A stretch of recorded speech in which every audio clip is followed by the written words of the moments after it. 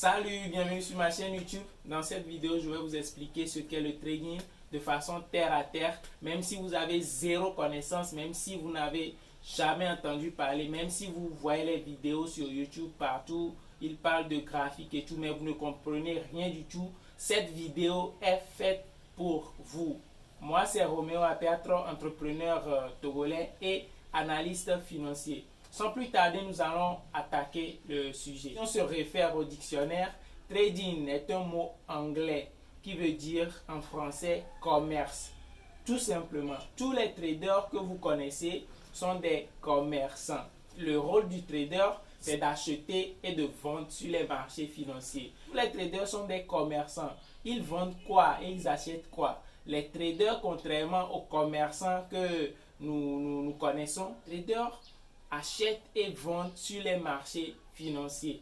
Les traders analysent les marchés financiers et essaient de prendre position soit à l'achat, soit à la vente pour pouvoir faire des bénéfices. Pour que vous puissiez comprendre de façon terre à terre ce domaine et pouvoir en un rien de temps maîtriser les contours, je vais essayer de faire un rapprochement entre lui et les bonnes dames qui vendent au marché ou bien les commerçants ou bien les commerçantes.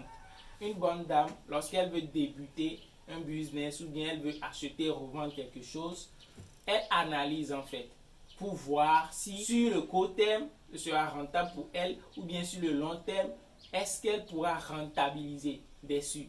Et vous allez voir nos mamans dans les périodes de fin d'année, elles vont plutôt investir dans les jouets, dans les trucs de Papa Noël et autres là, parce qu'en ce moment précis, c'est un business qui pouvait leur rendre un retour sur le court terme. Alors, c'est la même chose que fait un trader sur les marchés financiers. Le trader, il essaie d'analyser sur le marché qu'il veut un actif. Ça peut être une devise, de l'euro, le dollar, le livre sterling. Ça peut être les matières premières, ça peut être les indices américains, bien les indices synthétiques. De la même manière que dans nos marchés habituels, il y a plein de produits qu'on peut acheter et revendre. Sur les marchés financiers, il y a plein d'instruments aussi qu'on peut acheter et vendre. Vous allez voir qu'il y a des marchés qui ont des spécificités. Par exemple, chez nous au Togo, ici, il y a le marché du charbon. Il y a un marché où la majeure partie qui viennent là-bas là, pour acheter ou bien revendre là, ils viennent pour acheter en fait du charbon. Et il y a un autre marché du bétail. Ça veut dire que ceux qui viennent dans ce marché, c'est vrai qu'il y a d'autres personnes qui vendent aussi d'autres choses, mais la particularité du marché, c'est qu'il y a plus de personnes qui offrent des produits dans ce sens-là que les autres produits. Et au même moment, il y a le marché du pain. Je donne toujours l'exemple du Togo ici. Il y a un marché au niveau du grand marché. Il y a une zone spécialement pour les revendeuses de pain et autres là. C'est à peu près la même chose. Ne vous faites pas l'idée que le trading c'est quelque chose d'extraordinaire, c'est quelque chose de bizarre, c'est quelque chose de mafiatique. Non. Vous voyez les traders face à un graphique. Il y a un truc qui monte et qui descend. Et quand vous allez leur demander, ils vont vous dire qu'ils sont en train d'analyser. De la même manière que le commerçant va analyser les besoins du milieu, voir son capital, voir les risques qu'il est capable de prendre, s'il est capable d'acheter des trucs qui ne sont pas forcément consommables sur le champ, mais qui dans le futur vont avoir une forte demande, ou bien s'il ne veut que investir ou bien mettre son argent ou bien acheter les produits qu'il peut revendre sur le court terme ou pas. Vous voyez un peu le type d'analyse dont je suis en train de parler. C'est la même chose que fait un trader sur le marché ou bien sur le graphique que vous avez l'habitude de voir devant eux et tout. Maintenant, c'est quoi la légère différence? En fait, dans le temps, pour pouvoir participer aux échanges, d'accord, sur les marchés financiers, je parle du trading forex, il fallait se déplacer. D'accord? Il fallait se déplacer. Les grands analystes financiers des différents pays se rendent là-bas pour pouvoir spéculer en live en fait sur le prix des matières premières, le prix des indices, le prix des devises et tout ça là. Tout ce que je viens de vous dire là se passait en présentiel. Il fallait se déplacer et aller participer. Mais avec l'évolution de la technologie, avec l'évolution des choses, aujourd'hui, ces marchés-là, ou bien l'évolution du prix de ces différents actifs, ou bien de ces différents instruments-là de trading, ou bien de ces différents produits sont représentés sur un graphique. Et c'est ce graphique-là que vous voyez souvent sur nos écrans. Je vais vous donner l'exemple de ça là. Vous voyez un peu? Et ce graphique ne représente que l'évolution de l'instrument de trading que vous êtes en train d'analyser. Ou soit c'est le produit que vous êtes en train d'analyser sur le marché en fait. Vous comprenez? Et ce n'est pas quelque chose de mystique, ce n'est pas quelque chose de mafiatique, ce n'est pas quelque chose de surnaturel comme les gens ont l'habitude de vous faire croire. C'est un truc très simple. Si je dis simple, c'est simple à comprendre en fait. Vous allez vous demander où est l'argent en fait dans le business du trader. Vous allez vous demander, il y a un graphique et je suis en train de vous dire que le graphique représente un produit ou bien le graphique représente une monnaie, l'évolution d'une monnaie. Vous allez vous demander, lui, son bénéfice est où dans ça concrètement? Je m'en vais vous expliquer. Vous n'êtes pas sans savoir que les monnaies physiques que nous utilisons à l'instar de l'euro, le dollar, le livre sterling, le yen et tout ça là, fluctuent. Elles n'ont pas une valeur fixe. Et peut-être c'est quand ça fait un mouvement de grand écart que vous remarquez chez vous que l'euro n'est plus à 650 que c'est à 655 ou bien ce n'est plus à 650 mais c'est à 645. C'est quand ça fait des grands mouvements que vous remarquez chez vous. Or, à chaque seconde, à chaque millième de seconde, d'accord, ces devises-là fluctuent. Ces devises-là bougent en fonction de l'évolution de l'économie mondiale, en fonction de l'évolution de l'économie des pays qui utilisent ces monnaies-là.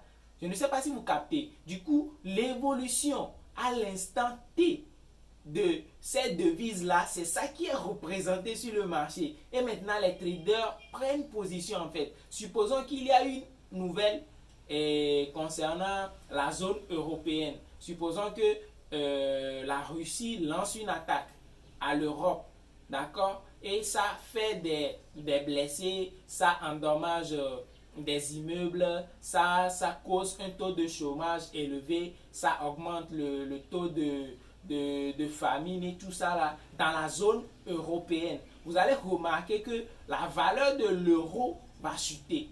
Sur le graphique, c'est ce qui se passe. Et il y a plusieurs facteurs qui influencent l'évolution du prix ou bien l'évolution de la valeur de ces devises-là. Du coup, c'est ça en fait qui fait le bénéfice du trader. Le bénéfice du trader, c'est que en fonction de son capital, il achète l'euro au bon moment. Parce qu'il sait que à cause de telle condition et telle condition, l'euro va monter ou bien l'euro par rapport à une autre monnaie va effectuer une hausse. Le trader, il achète. Vous allez voir que sur mon graphique ici, il y a une partie buy et il y a une partie sell. Il y a toujours ces deux boutons là sur les marchés financiers.